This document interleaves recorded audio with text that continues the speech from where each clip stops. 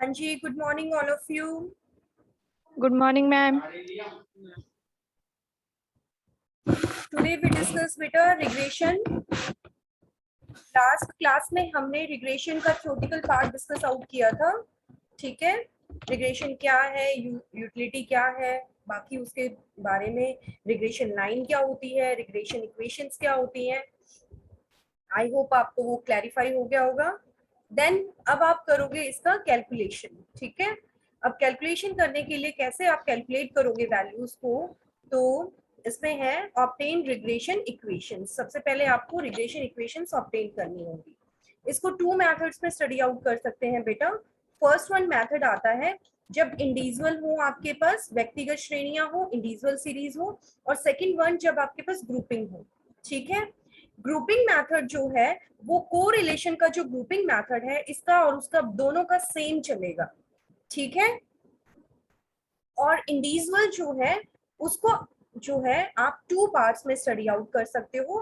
First इसका जो part आता है वो आता है सामान्य समीकरण यानी जर्नल इक्वेशंस के थ्रू आप इनको कर सकते हो, और दूसरा कोफिशिएंट्स के थ्रू।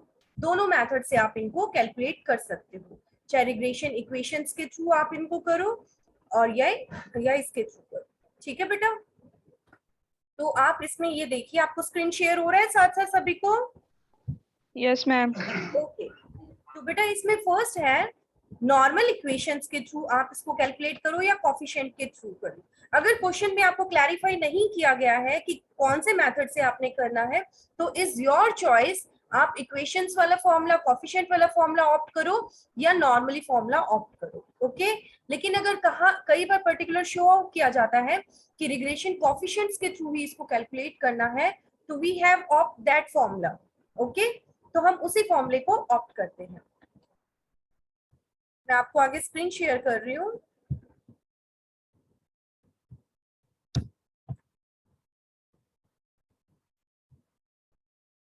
फर्स्ट आता है normal equations.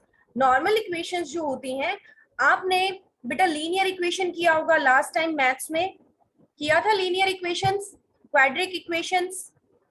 Yes, ma'am. Yes, यहाँ ma'am. पे आपका लीनियर इक्वेशन वाला ही यूज होता है। ठीक है, लीनियरिटी। जब किसी चीज को आप लीनियर कब कहते हो, जब आपके जो अवेलेबल वेरिएबल्स जो है ना, उनकी मैक्सिमम पावर क्या होती है बेटा, 1 होती है। That is a linear. वो लीनियरिटी को दिखाता है, तो वो एक स्ट्रेट लाइन के रूप में होगा, चाहे वो अपवर्ड लाइन हो या डाउनवर्ड। ओके, जैसा कि Yes, यहाँ ma'am. डायग्राम में शॉर्ट आउट भी किया गया है। ओके, ओ एक्सिस एक पर हमने वाई वैल्यू को ले लिया, एक तरफ हमने एक्स वैल्यू को ले लिया।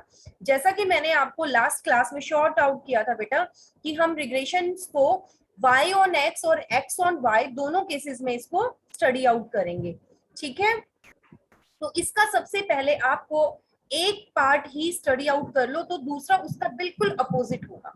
ठीक है, फर्स्ट पार्ट स्टडी आउट करोगे तो हम उठा लेते हैं बेटा y on x।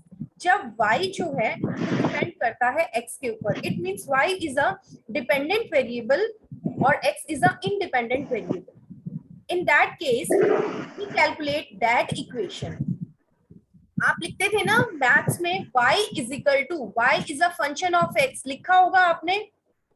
Yes, ma'am. कि y जो है हिंदी में हम बोलते हैं कि y फलन है x का, it means y is a function of x।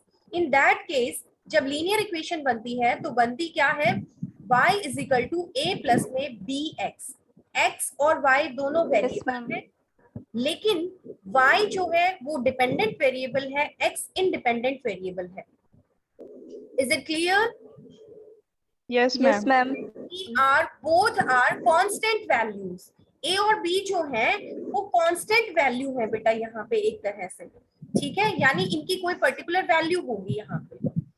Okay, और जब हम इसको डायग्रामिकली शॉर्ट आउट करते हैं तो वो स्लोप को, जब आपने डिमांड बेटा डिमांड का चैप्टर भी स्टडी आउट किया होगा यूजी लेवल में, तो वहां पे भी डिमांड कर्व का अलग अलग केसेस शॉर्ट आउट किए होंगे कि डिमांड कर्व अपवर्ड कितना है, डाउनवर्ड हो रहा है तो कैसा है।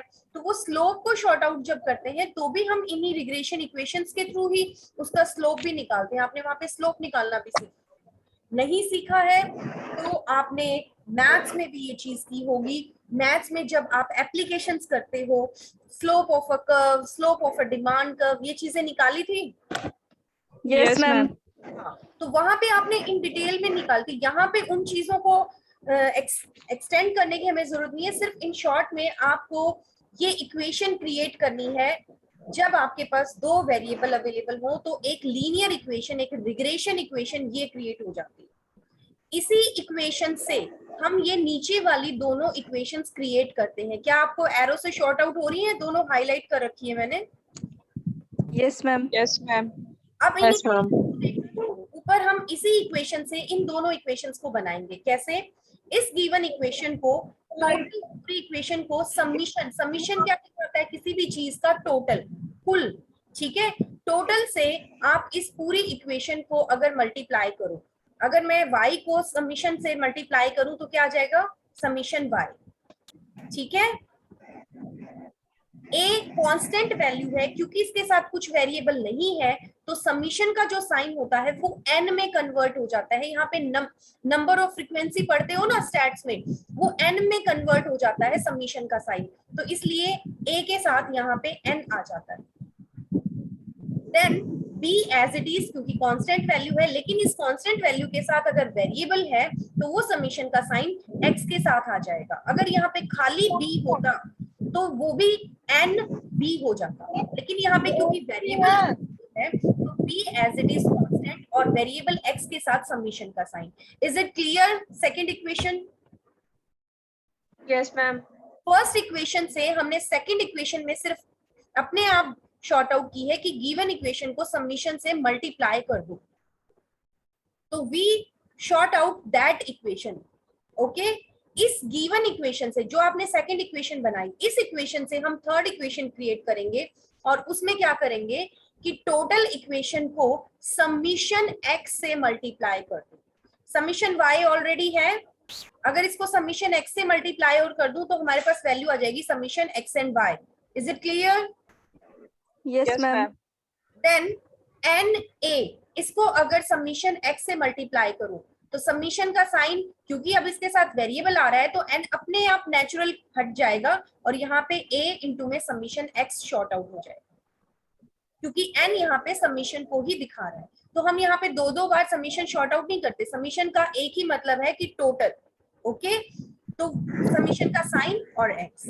देन नेक्स्ट में b, समीशन x ऑलरेडी है और समीशन x से फिर मैं इसको मल्टीप्लाई कर रही हूँ तो इसकी स्क्वायर हो जाएगा b समीशन x का square. Is it clear? You have any Yes, doubt? ma'am. Yes, ma'am. Doubt है कुछ बेटा? No, ma'am. ओके, तो आपने इस गिवन एक इक्वेशन से, रिग्रेशन इक्वेशन से हमने ये दो इक्वेशंस प्रिपेयर की। इन दोनों इक्वेशन से ही आगे आप कैलकुलेशन करोगे जो आपको हेल्प करेगी, ठीक है। तो आपको बेसिकली ये तीनों इक्वेशंस ध्यान में रखनी है। वैसे तो फर्स्ट इक्वेशन ध्यान में रखो, इससे हमने दोनों क्रिएट की है। ओके, एक दूसरा जो तरीका है वो क्या है कि आप या तो इसके अकॉर्डिंग आप कर लो। बेटा आपको लीनियर इक्वेशन जब की होगी तो लीनियर इक्वेशन को हल करने के लिए तीन मेथड बताए होंगे मैम ने आपको।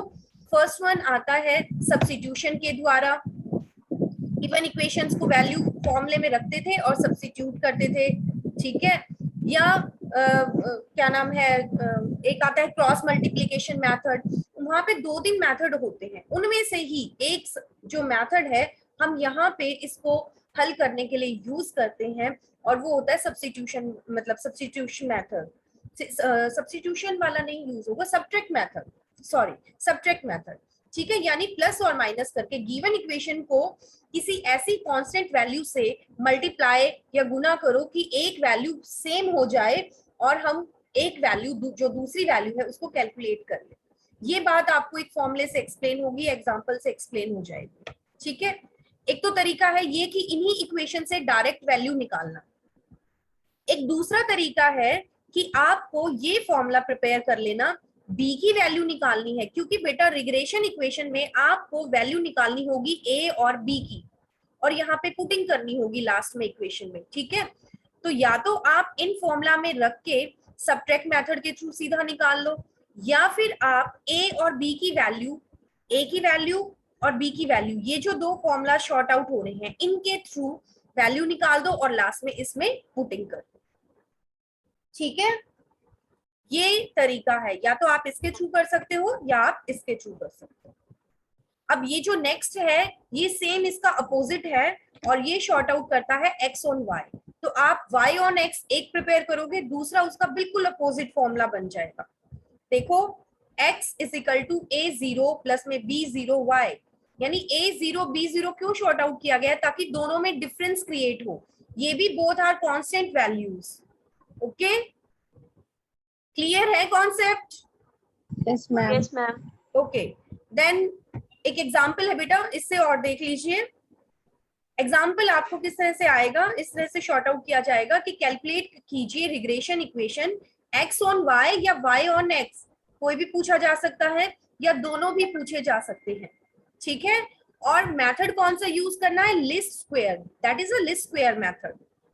तो सबसे पहले क्या करना है, x की वैल्यूज गिवन है, y की वैल्यूज गिवन है, और हमने ये तीनों इक्वेशन शॉर्ट आउट करनी है जो मैंने आपको ऊपर कैलकुलेट करनी सिखाई है। ओके, इन इक्वेशंस के लिए आपको वैल्यूज क्या क्या चाहिए, x का टोटल चाहिए, y का टोटल चाहिए, y का स्क्वायर भी चाहिए, और यहाँ पे समीशन ऑफ x और y चाहिए। यहाँ पे आपने ना स्मॉल x बनाना है, ना d की वैल्यू निकालनी है, ना अज्यूम करना है, कुछ नहीं करना, लिस्ट स्क्वायर मेथड में डायरेक्ट आपने अप्लाई करना है।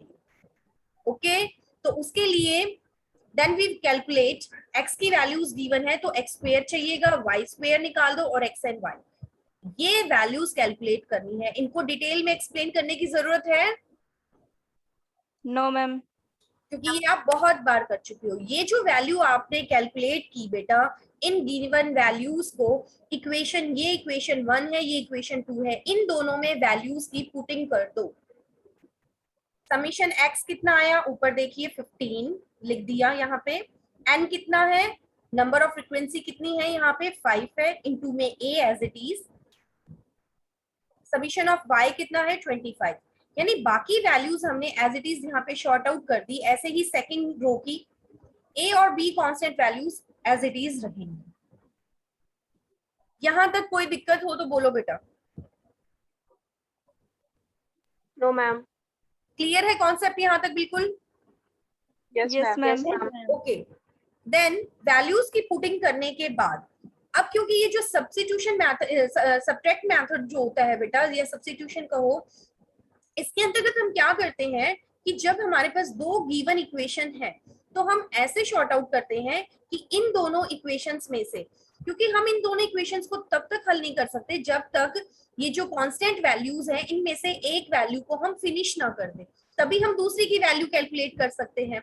ठीक है, और उसको कैलकुलेट करने के लिए आप ये देखोगे कि इक्वेशन 1 या इक्वेशन 2, कोई भी एक इक्वेशन को, ध्यान से सुन लीजिए, कोई भी एक इक्वेशन को किसी भी कांस्टेंट वैल्यू, ऐसी कांस्टेंट वैल्यू से मल्टीप्लाई या सब्ट्रैक्ट कीजिए कि आपकी एक वैल्यू, या तो ये a वाली वैल्यू या ये b वाली वैल्यू सेम हो जाए। ठीक है, यहाँ पे आपको चेकआउट करना होगा बेटा।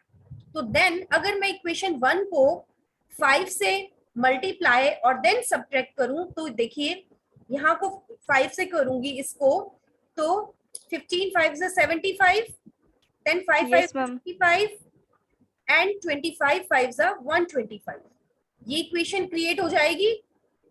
अगर ये इक्वेशन क्रिएट करेंगे, यहाँ पे देखिए ये इक्वेशन बन की 75 25 एंड 25, बिकॉज हमने क्यों क्रिएट की, ताकि ये नीचे वाली 25 और ये 25 ए वाली जो वैल्यू है इसको हम क्लैश कर सके। आपने यहाँ पे ये वाली वैल्यू क्लैश हो रही है, जरूरी नहीं है कि हमेशा ए वैल्यू ही जाए, ये वैल्यू भी हो सकती है। आपने बस कोशिश ये करनी है कि इन दोनों में से कांस्टेंट वैल्यूज के साथ जो है, चाहे ए वाली वैल्यू हो चाहे बी वाली वैल्यू हो, इनमें से एक वैल्यू फिनिश हो जाए। देन आपकी जो बड़ी वैल्यू होगी, क्योंकि सब्ट्रैक्ट करते हो तो तुम्हें पता है ना, जिस इक्वेशन की वैल्यू बड़ी होती है उसको हमने ऊपर ले लिया, दूसरी वैल्यू को हमने नीचे शॉर्ट आउट कर लिया। ठीक है, तो इक्वेशन 2 में से इक्वेशन 1 को देन सब्ट्रैक्ट कर दो। सब्ट्रैक्ट करने से के पहले यहाँ पे साइन चेंज हो जाते हैं बेटा इस मेथड के अंतर्गत। अगर यहाँ पे प्लस का साइन है इस इक्वेशन में तो नीचे माइनस, ये प्लस है तो माइनस, ये भी प्लस है तो माइनस। अगर यहाँ ऑलरेडी माइनस का साइन होता तो यहाँ प्लस हो जाता। ठीक है, ये वैल्यू फिनिश होगी यहाँ पे 151 में से 125 गए तो 26 बी एज इट इज, 88 में से 75 गए तो 13 एज इट इज। अब यहाँ पे भी माइनस का साइन आएगा, यहाँ पे भी माइनस का साइन, माइनस से माइनस फिनिश हो जाएगा, इसलिए यहाँ पे माइनस शो नहीं किया गया है। इज इट क्लियर यहाँ तक? Yes ma'am. Yes ma'am. Okay, then B की सेंस में इसको हम शॉर्ट आउट कर लेंगे। 26 इसके इनटू में है तो हम इसको लेफ्ट साइड दूसरी साइड ले जाएंगे, इसके बाय में चला जाएगा, 13 बाय में 26 कट आउट होके 0.5 वैल्यू आ गई बी की। अब इस बी की वैल्यू को आपने कैलकुलेट कर लिया, इस बी की वैल्यू को ये जो इक्वेशन 1 है आपकी, ये वाली इक्वेशन है ना, इसमें पुट कर दो यहाँ पे बी की वैल्यू, 25 के इनटू में लिख दो 0.5, तो आप ए की वैल्यू निकाल लोगे। ये देखिए 15 इंटू में 5a प्लस में 25 इंटू में 0.5 कैलकुलेट करोगे तो a की वैल्यू आ जाएगी। a और b की दोनों वैल्यूज को जो बिल्कुल स्टार्टिंग वाली इक्वेशन है उसमें पुटिंग कर देते हैं। ये आपकी a की वैल्यू है, ये b की वैल्यू है, that is a regression equation. Clear है? Yes ma'am. Yes ma'am. आज आप यही कर लीजिए बेटा। मैं लिस्ट स्क्वायर मेथड जो है आपको शॉर्ट आउट किया है, इसी के थ्रू आप इसको कैलकुलेट कर लीजिए। और दूसरा ये जो फॉर्मूला है ये भी मैंने आपको शॉर्ट आउट किया है, ये तो था फॉर्मूले के थ्रू, नहीं तो आपने जो टेबल में वैल्यूज निकाली थी ना बेटा, उन वैल्यूज को सीधा इस फॉर्मूले में भी पुट कर सकते हो। ये बी की टेल के पास एक्स वाई लिख रखा है, यानी ये एक्स ऑन वाई है। फिर रिपीट कर रही हूँ आपके लिए ये, ठीक है? तो इट मीन्स ये बी की वैल्यू कैलकुलेट करने के लिए फॉर्मूला है, ये ए की वैल्यू, इनके थ्रू भी आप कैलकुलेशन करोगे तो भी वैल्यू देखिए नीचे सेम ही आएगी। ये आपकी चॉइस है कि आप उस मेथड के थ्रू करते हो या डायरेक्ट इस फॉर्मूला में पुटिंग करके करते हो, वैल्यू सेम आएंगी। ये तो था आपका लिस्ट स्क्वायर मेथड के थ्रू, ठीक है? कल जो क्लास लूंगी उसमें आगे आपको रिग्रेशन कोएफिशिएंट्स के थ्रू बताऊंगी बेटा। ओके? Okay ma'am. और जो इससे पहले वाली मैंने पीडीएफ सेंड की थी बेटा, वो पीडीएफ पूरी डिटेल में है। अभी जो लास्ट पीडीएफ की थी वो शॉर्ट में है, क्योंकि वो ओपन नहीं हो रही थी इसलिए मैंने ये शॉर्ट वाली सेंड की। तो आज के लिए आप यही कर लीजिए, इतना ही। कल हम करेंगे इसमें आगे कंटिन्यूअसली।